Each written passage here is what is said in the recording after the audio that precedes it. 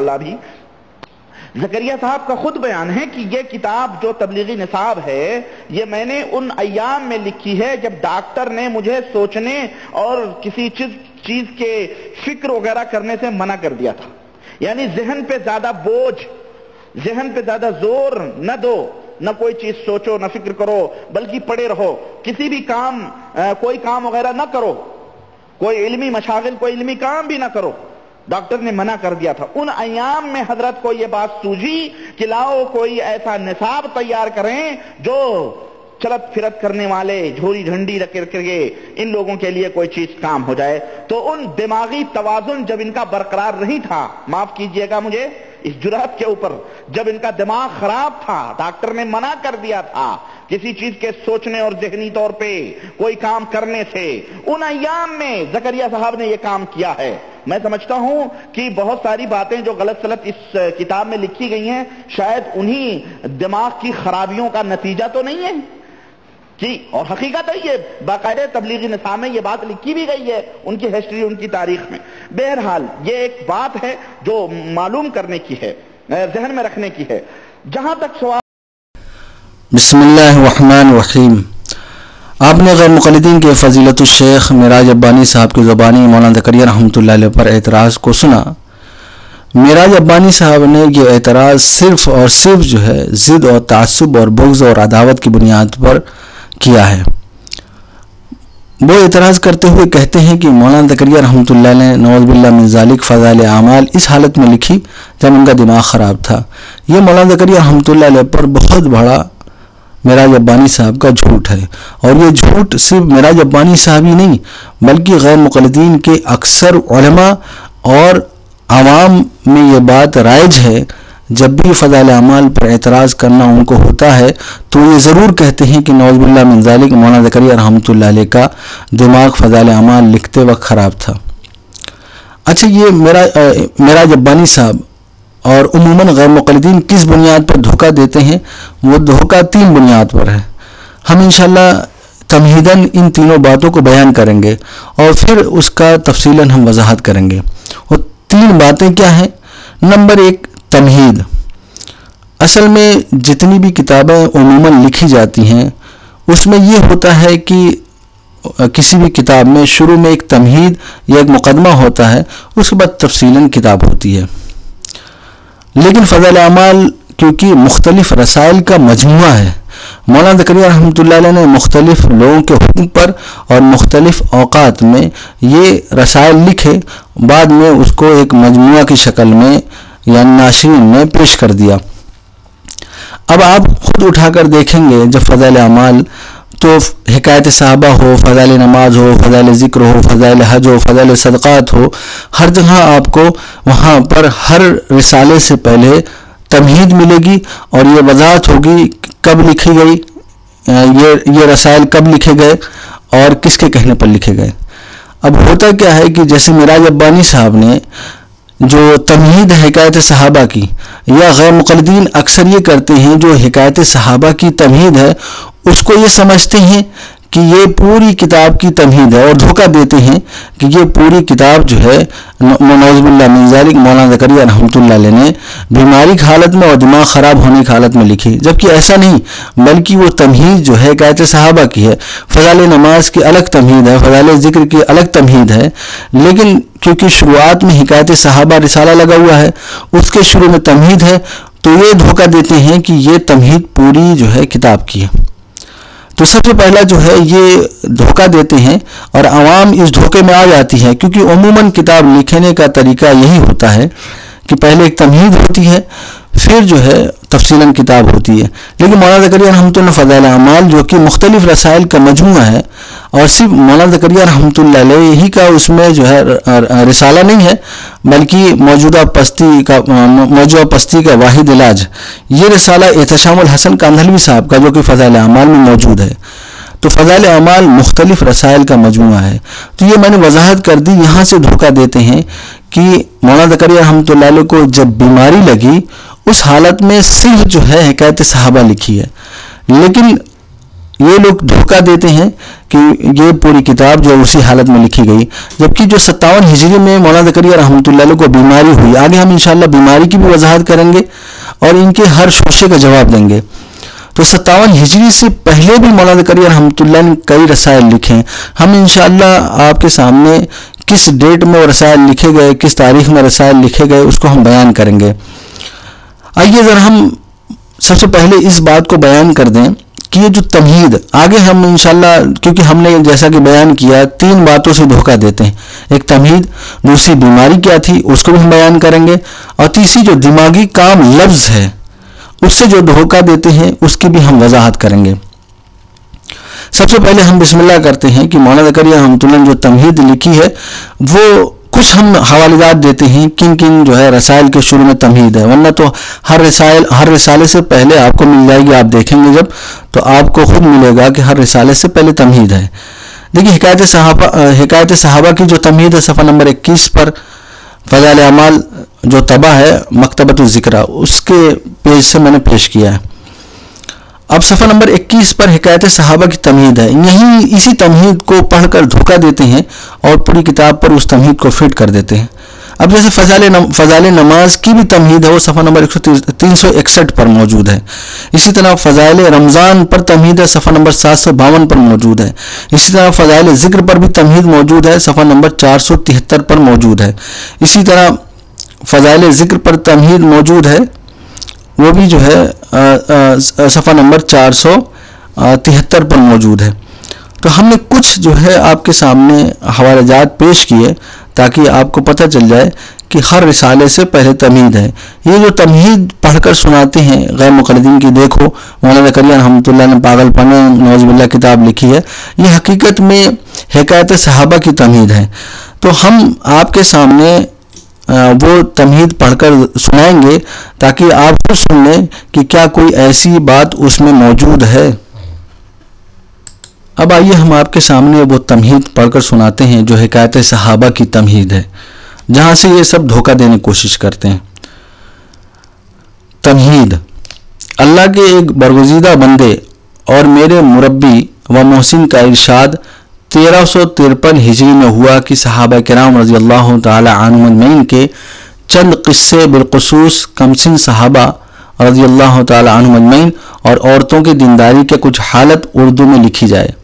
اب دیکھیے مولانا زکریا ہم تمہیں بیان کر رہے ہیں حکایت صحابہ کی وجہ لکھنے کی، تاکہ جو لوگ قصوں کے شوقین ہیں وہ واہی تباہی جھوٹی حکایت کے بجائے اگر ان کو دیکھیں تو ان کے لیے دینی ترقی کا سبب ہو، اور گھر کی عورتیں اگر راتوں میں بچوں کو جھوٹی کہانیوں کے بجائے ان کو سنائیں تو بچوں کے دل میں صحابہ کرام رضی اللہ تعالی عنہم اجمعین کی محبت اور عظمت کے ساتھ دینی امور کی طرف رغبت پیدا ہو۔ میرے لیے اس ارشاد کی تعمیل بہت ہی ضروری تھی کہ احسانات میں ڈوبے ہوئے ہونے کے علاوہ اللہ والوں کی خوشنودی دو جہاں میں فلاح کا سبب ہوتی ہے، مگر اس کے باوجود اپنی کم مائگی سے یہ امید نہ ہوئی کہ میں اس خدمت کو مرضی کے موافق ادا کر سکتا ہوں، اس لیے 4 برس تک بار بار اس ارشاد کو سنتا رہا اور اپنی نااہلیت سے شرمندہ ہوتا رہا کہ سفر 1357 میں ایک مرض کی وجہ سے، اب یہ یاد رکھیے گا ڈیٹ، سفر 1357 میں ایک مرض کی وجہ سے چند روز کے لیے دماغی کام سے روک دیا گیا، تو مجھے خیال ہوا کہ ان خالی ایام کو اس بابرکت مشغلے میں گزار دوں۔ یعنی سفر 1357 میں ایک مرض، اور مرض انشاءاللہ ہم واضح کریں گے کہ مرض کیا ہے، اور پھر یہ جو جملہ ہے دماغی کام سے روک دیا گیا، اس کی بھی ہم وضاحت کریں گے، کیونکہ یہیں سے ایک مرض سے دھوکہ دیتے ہیں غیر مقلدین اور دماغی کام سے دھوکہ دیتے ہیں، ہم انشاءاللہ اس کو واضح کریں گے۔ وہ بیماری کیا ہے اس کو بھی بیان کریں گے۔ تو مولانا زکریا ہم تو لکھتے ہیں کہ 1357 میں ایک مرض کی وجہ سے چند روز کے لیے دماغی کام سے روک دیا گیا، تو مجھے خیال ہوا کہ ان خالی ایام کو اس بابرکت مشغلے میں گزار دوں کہ اگر یہ اوراق پسند خاطر نہ ہوئے تب بھی میرے یہ خالی اوقات تو بہترین اور بابرکت مشغلہ میں گزر ہی جائیں گے۔ बाबरकत मशगला में गुजर जाएंगे। अब देखिए हिकायत सहाबा की तमहीद मौलाना ज़करिया हम तो बयान कर रहे हैं, क्या वजह। आगे फिर ये भी बयान करते हैं, इसमें शक नहीं कि अल्लाह वालों के किस्से उनके हालात यकीनन इस काबिल हैं कि उनकी तहकीक व तफ्तीश के बजाय उनसे सबक हासिल किया जाए। बिलखुसूस सहाबा किराम रज़ियल्लाहु तआला अन्हुम की जमात जिसको अल्लाह जल शानहू ने अपने लाडले नबी और प्यारे रसूल सल्लल्लाहु अलैहि वसल्लम की मुसाहबत के लिए चुना, उसके मुस्तहक है कि उसका इत्तबा किया जाए। इसके अलावा अल्लाह वालों के जिक्र से अल्लाह की रहमत नाजिल होती है। अब ये बयान कर रहे हैं हिकायत सहाबा की तमहीद। अब आते हैं, ये जो आप डेट याद रखिएगा, मौलाना ज़करिया रहमतुल्लाह अलैह को जो बीमारी हुई वो सफ़र 1357 हिजरी में, और डॉक्टर ने उनको दिमागी काम से रोक दिया। उन अय्याम में मौलाना ज़करिया रहमतुल्लाह अलैह ने हिकायत सहाबा लिखी है, ना कि पूरी फ़ज़ाइल अमाल, क्योंकि ऐसा हो ही नहीं सकता कि पूरी फ़ज़ाइल अमाल जो है उसके बाद लिख दें, क्योंकि मौलाना ज़करिया रहमतुल्लाह अलैह ने, जो कि जैसा कि सन 57 हिजरी में उनको बीमारी आरिज़ हुई है, उससे पहले 57 हिजरी से पहले फ़ज़ाइल कुरान आप खुद देखेंगे, फ़ज़ाइल कुरान के जो है जहाँ का आखिर जो ख़त्म हो रहा है, मौलाना ज़करिया रहमतुल्लाह अलैह ने 48 हिजरी में लिखा, फ़ज़ाइल रमज़ान 49 हिजरी में लिखा, और फ़ज़ाइल तबलीग जो है 50 हिजरी में जो है लिखा है। आप खुद सोचिए कि पूरी फ़ज़ाइल अमाल जो है कैसे बीमारी के बाद लिख देंगे। मौलाना ज़करिया रहमतुल्लाह अलैह ने फ़ज़ाइल कुरान 48 हिजरी में लिखा है, जबकि बीमारी का अय्याम इसमें बयान किए जा रहे हैं 1357 हिजरी, यानी 1357 हिजरी में, और 1357 से पहले 1348 में फ़ज़ाइल कुरान लिख दी है। फ़ज़ाइल रमज़ान जो है 1349 में लिखी है, और फ़ज़ाइल तबलीग 1350 हिजरी में तसनीफ़ कर चुके थे मौलाना ज़करिया रहमतुल्लाह अलैह। तो ये जो कहना, जैसे मिराज अब्बानी साहब ने कहा कि पूरी किताब जो है इन अय्याम में लिखी है, ये मिराज अब्बानी साहब का झूठ और जहालत है, वो भी बुग़्ज़ और तासुब और अदावत की बुनियाद पर। और ये ऐसा शोशा है जो गैर मुक़ल्लिदीन के आवाम ही नहीं, अहले इल्म के बहुत ज़्यादा राइज है कि जो पूरी किताब इन अय्याम में लिखी गई, जबकि हकीकत यह है कि इन अय्याम में जो बीमारी के अय्याम थे, उन अय्याम में मौलाना ज़करिया रहमतुल्लाह अलैह ने सिर्फ हिकायत सहाबा लिखी। अब मैं आपके सामने जो है इंशाल्लाह ये जो जितने भी रसायल हैं किस डेट में लिखेंगे उसको मैं ज़रा बयान कर दूं। 3 रसायल तो मैंने जैसा कि बयान कर दिया कि 57 हिजरी जो बीमारी लगी उससे पहले मौलाना ज़करिया ने लिखा है। अब आइए ज़रा सिलसिलेवार में आपको जितने भी रसायल हैं किस डेट में लिखेंगे उसको बयान कर दूं। फ़ज़ाइल कुरान जो है 1348 सफ़ा नंबर 567 पर बाकायदा लिखा हुआ है, मौलाना ज़करिया रहमतुल्लाह ने लिखा है। फ़ज़ाइल तबलीग 1350 में सफ़ा नंबर 318 पर लिखा हुआ है, फ़ज़ाइल तबलीग 1350 हिजरी। फ़ज़ाइल रमज़ान 1349 हिजरी। ये 3 रसायल बीमारी से पहले। अब हिकायत सहाबा जो लिखी है वो 1357 हिजरी में सफ़ा नंबर 200 पर। फ़ज़ाइल नमाज 1358 हिजरी, फ़ज़ाइल नमाज 1358 हिजरी। फ़ज़ाइल ज़िक्र 1358 हिजरी। फ़ज़ाइल हज 1367 हिजरी। ये आप बीती जिल्द नंबर 1 सफ़ा नंबर 139 पर देख सकते हैं। फ़ज़ाइल सदक़ात 1368 हिजरी, आप बीती सफ़ा नंबर 140। अब फ़ज़ाइल दुरूद जो लिखा है वो 1384 में 1384 हिजरी सफ़ा नंबर 771 पर देख सकते हैं फ़ज़ाइल अमाल के। यानी ये फ़ज़ाइल दुरूद तो बीमारी के 27 साल बाद लिखी गई। ये तो मैंने आपके सामने डेट रख दी ताकि इन लोगों के इस धोखे को खोला जाए कि आपको समझ में आ जाए कि फ़ज़ाइल अमाल जो है यानी कब लिखी गई और जो मुख्तलिफ रसायल हैं किस ज़माने में लिखे गए। अब आते हैं मौलाना ज़करिया रहमतुल्लाह अलैह, क्योंकि ये दो जो जैसा कि मैंने शुरू में बयान किया, तमहीद की मैंने वजाहत कर दी जहाँ से धोखा देते हैं। दूसरी चीज़ बीमारी क्या थी उसको भी ज़रा मैं वाज़ेह कर दूँ, और तीसरी चीज़ जो लफ्ज़ दिमागी काम है जिससे ये पूरी बुनियाद बनाते हैं उसको भी मैं खोल दूँ। ये मौलाना ज़करिया रहमतुल्लाह अलैह ने 2 जिल्दों में आप बीती लिखी है, जो उनके ऊपर जो भी उनके साथ हालात है या ज़िंदगी के जो अहम अदवार हैं आप बीती में बयान किया है। तो जिल्द नंबर 1 सफ़ा नंबर 137 पर बाकायदा अपनी बीमारी को बयान किया है, और फिर ये भी बयान किया है कि इस ज़माने में उन्होंने क्या लिखा। मौलाना ज़करिया रहमतुल्लाह बयान करते हैं कि सफ़र 57 हिजरी में यानी 1357 वही जो हिकायत सहाबा की तमहीद जो लिखी हुई है उसी के बारे में, क्योंकि हिकायत सहाबा इस ज़माने में लिखा है तो बयान कर रहे हैं उसका बैकग्राउंड। सफ़र 1357 हिजरी में अजड़ारे जाते हुए मेरठ में नक्सीर का शदीद हमला हुआ। नक्सीर का, अब देखिए मौलाना ज़करिया रहमतुल्लाह वजाहत कर रहे हैं, नक्सीर का शदीद हमला हुआ है। जो बीमारी वहाँ पर मुबहम थी कि बीमारी क्या थी, मौलाना ज़करिया रहमतुल्लाह वहाँ नहीं बयान की हिकायत सहाबा के मुकदमे में, लेकिन आप बीती में बयान कर रहे हैं बीमारी क्या है। मेरठ में नक्सीर का शदीद हमला हुआ जो मगरिब के बाद से शुरू होकर सुबह को 8 बजे तक मुसलसल रहा। अब इस पर गौर करिएगा, मगरिब के बाद से शुरू होकर सुबह को 8 बजे तक मुसलसल रहा और तकरीबन 2 घड़े के करीब खून सारी रात न मालूम कहाँ से पैदा हुआ।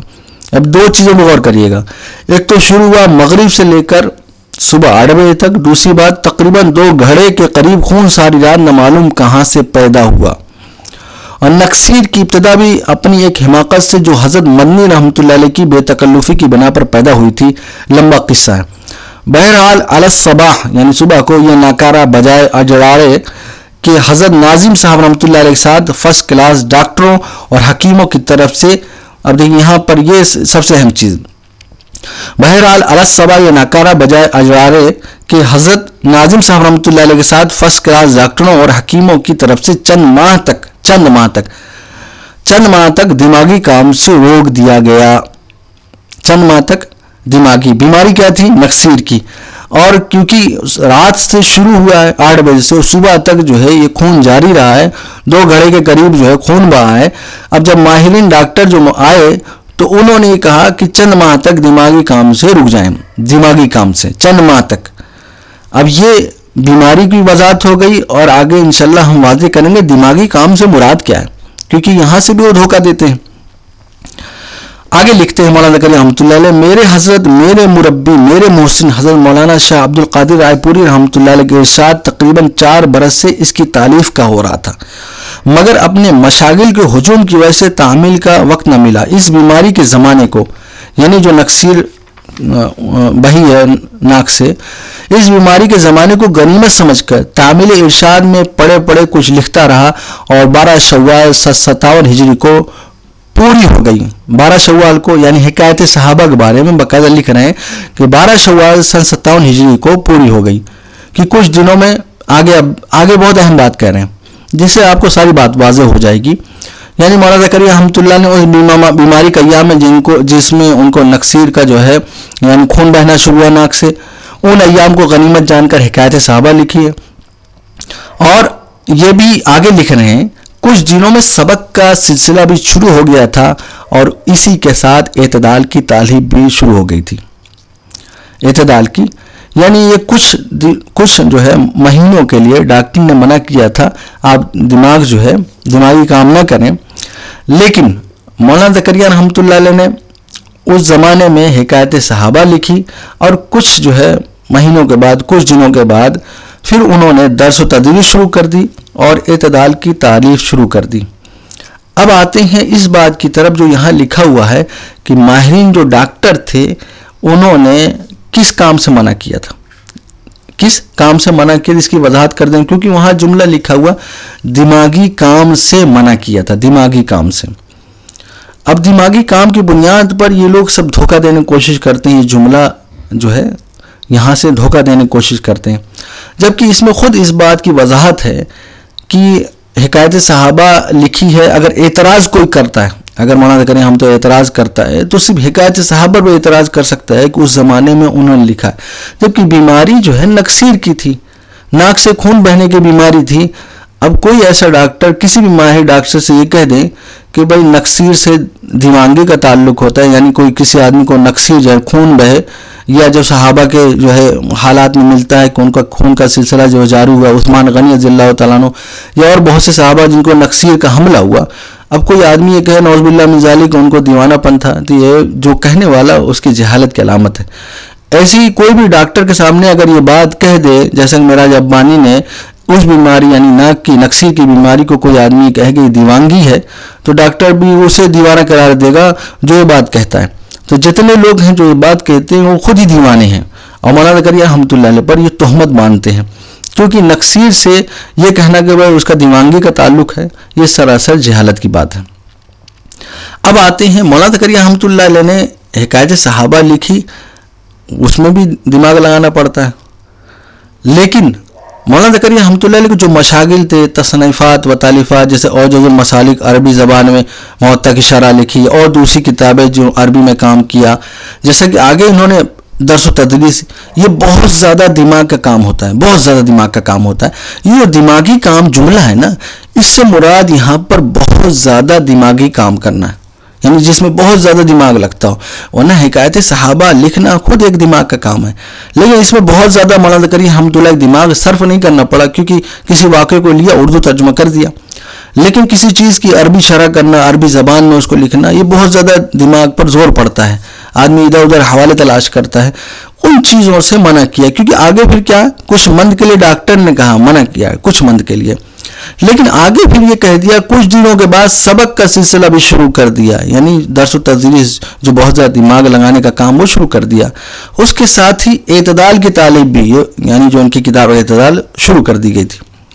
اب آتے ہیں یہ جو دماغی کام لفظ ہے، جہاں سے پوری بنیاد بناتے ہیں یہ لوگ اور یہاں سے دھوکہ دیتے ہیں، دماغی کام سے مطلب یہ ہے کہ پاگل پن ہو گیا، دیوانہ پن ہو گیا۔ آئیے ذرا اس جملے کی وضاحت ہم ایک مکتوب سے کرتے ہیں، پھر آگے کچھ مثالیں ہم پیش کرتے ہیں۔ دماغی کام کی مثال نمبر 1، مکاتب آزاد جو ہے کتاب ہے، مولانا محمد حسین آزاد کے مکاتب ہیں، صفحہ نمبر 5 پر، جتنے بھی انشاءاللہ جو حوالے جات ہم نے پیش کیے ہیں ہم ان کا اسکین بھی لگا دیں گے اور ڈسکرپشن میں لنک بھی اسکین بھی دے دیں گے۔ مولانا محمد حسین آزاد صاحب لکھتے ہیں، غور کیا جائے تو مولانا کی حالت کا یہ زبردست انقلاب کچھ زیادہ حیرت انگیز نہیں، کیونکہ حکمائے مشرق و مغرب دونوں اس بارے میں متفق رائے ہیں کہ دماغی کام کرنے والے اپنی محویت اور استغراق سے راستہ برابر طے کرتے رہتے ہیں۔ دماغی کام یعنی وہ کام جس میں بہت زیادہ دماغ صرف کرنا پڑتا ہے، دماغی کام جس میں بہت زیادہ دماغ صرف کرنا پڑتا ہے۔ اب دیکھیں میں نے ایک مکتوب سے واضح کیا کہ وہاں پر جو مراد ہے، جو ڈاکٹر نے کہا تھا کہ دماغی کام سے رک جائیں، وہ کام جس میں بہت زیادہ دماغ صرف ہوتا ہے۔ آئیے دوسری مثال ہم پیش کرتے ہیں۔ جیسے ہم لوگ عام طور پر یہ کہتے ہیں کہ یہ بہت دماغی کام ہے، یہ بہت دماغی کام ہے، اس سے مراد کیا ہوتی ہے؟ وہ کام جس میں بہت زیادہ دماغ کھپانا پڑتا ہے۔ ایسی ایک تیسری مثال سنیے، جیسے ہم یہ کہتے ہیں کہ دماغی کام کے لیے دوا استعمال کریں، یعنی وہ کام جس میں بہت زیادہ دماغ صرف کرنا پڑتا ہے اس کے لیے جو ہے یہ دوا استعمال کریں، یعنی دماغی کام۔ آپ جو ہے لغت اٹھا کر دیکھیں گے تو وہاں پہ بھی دماغی مطلب یہی ہوتا ہے جس میں دماغ کا یوز ہوتا ہو۔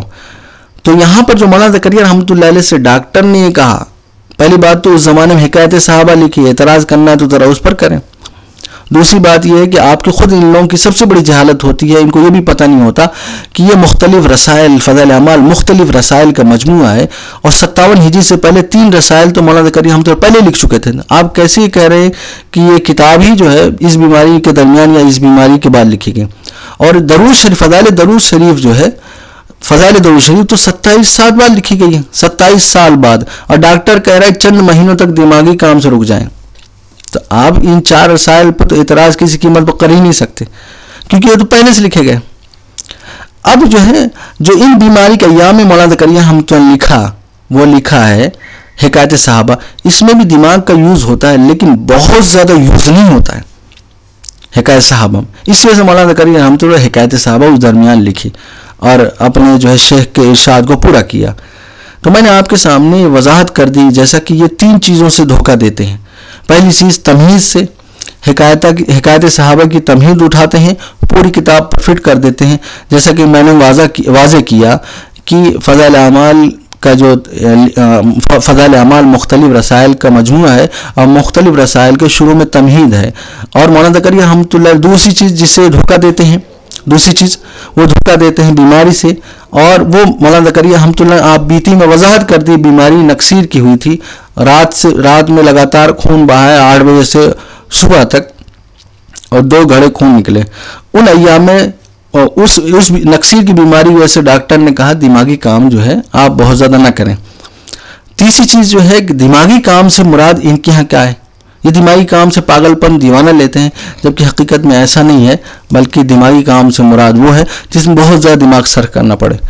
تو آپ کو اس بات سے اندازہ ہو گیا ہوگا ہم یہ سمجھتے ہیں کہ یہ جو اعتراض فضائل اعمال پر ان کی بسم اللہ ہوتی ہے، تو آپ کو اندازہ ہو گیا کہ پوری فضائل اعمال پر ان کو اعتراضات ہیں، جو ان کے اعتراضات ہیں صرف ضد اور تعصب اور بغض اور عداوت کی بنیاد پر، حقیقی اعتراض نہیں ہے، ورنہ اس طرح کی بات مولانا زکریا رحمۃ اللہ علیہ کے بارے میں نہ کہتے۔ اللہ تعالیٰ جو ہے ہمیں کہنے سننے زیادہ عمل کی توفیق نصیب فرمائے اور ضد اور تعصب سے بچائے، آمین ثم آمین۔